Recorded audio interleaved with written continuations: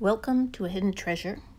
I've driven by this place for years, and there used to be a house, but it was torn down. It would have been nice if they'd left it as a gardener in residence sort of thing.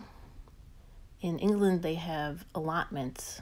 Here we have pea patches, but this one I didn't know existed.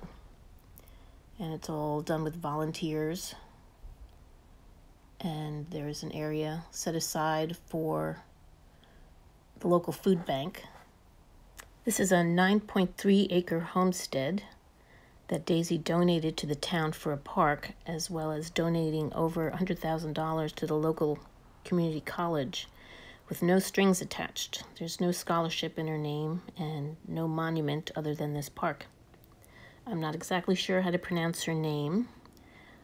Maybe Sonju, like Sonia.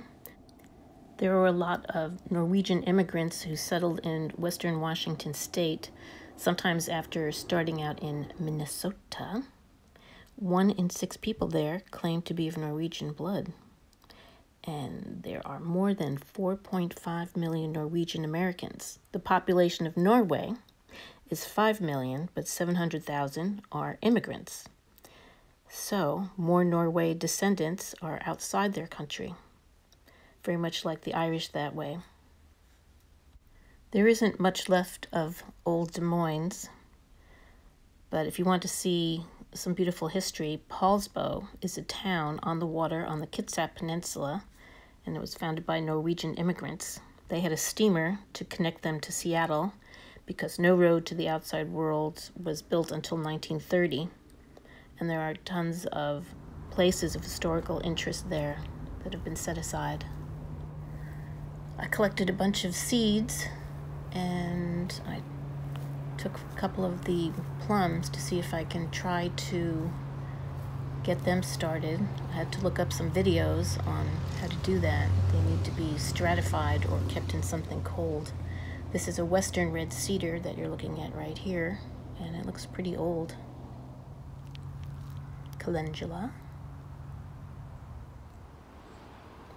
And here's the orchard. It's neglected, but I didn't go in very far into this to walk around because of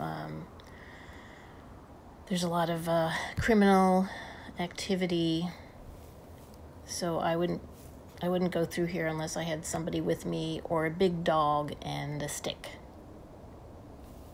Sad to say, I'm sure it wasn't like that 100 years ago. I'm not even sure what the varieties are here or how many varieties are in the orchard. You can get your own 6-foot by 12-foot allotment here by applying for it, and $25 a year.